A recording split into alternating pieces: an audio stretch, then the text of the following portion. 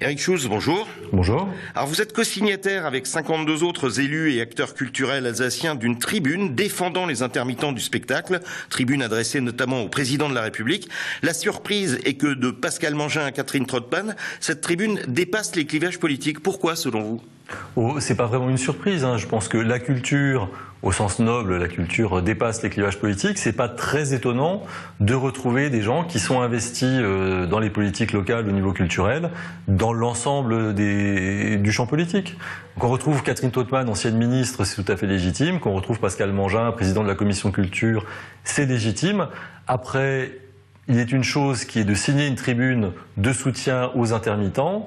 Il faudra s'interroger peut-être aussi, je le dis très amicalement, sur les politiques culturelles que nous menons au niveau local, régional, municipal, et voir si on est parfaitement tous en cohérence par rapport aux engagements qu'on prend. Alors est-ce que la principale motivation, c'est vraiment la défense des intermittents ou bien celle des festivals de l'été qui sont menacés d'annulation pour cause de grève ?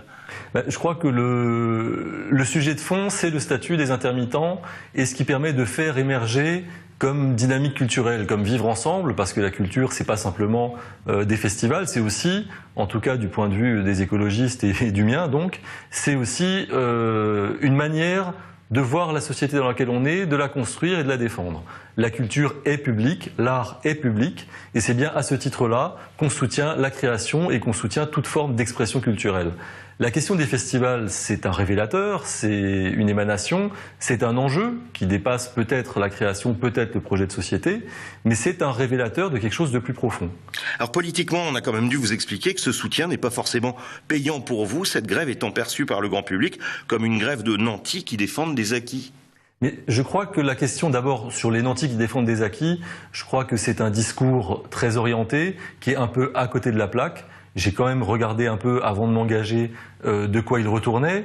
On sait qu'aujourd'hui le régime des intermittents du spectacle n'est pas un régime privilégié, c'est un régime nécessaire à un statut particulier et fragile. Donc à ce titre-là, il faut le préserver.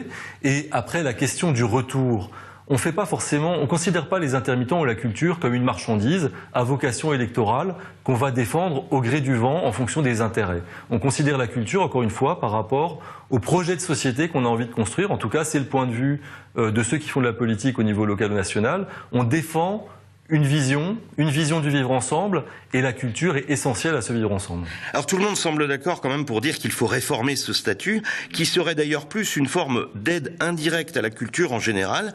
Vous partagez ce point de vue ? Écoutez, je crois que les intermittents eux-mêmes ont fait un certain nombre de propositions pour réformer leur statut et le rendre plus juste, plus équitable. Ces propositions n'ont pas été entendues, hein, si j'ai bien compris le fond du débat. On demande de ne pas valider, de ne pas signer l'accord tel qu'il est aujourd'hui, de manière à pouvoir rouvrir des discussions en repartant sur les propositions qui avaient été faites nationalement par les intermittents du spectacle et par d'autres acteurs sociaux. Donc à partir de là, à partir du moment où il y a 10 ans de discussion, 10 ans de propositions, 10 ans de négociations qui ont fait émerger des solutions qui n'ont pas été reprises à ce jour, pourquoi ne pas les remettre sur le métier ? Éric Schulz, merci. Je vous en prie.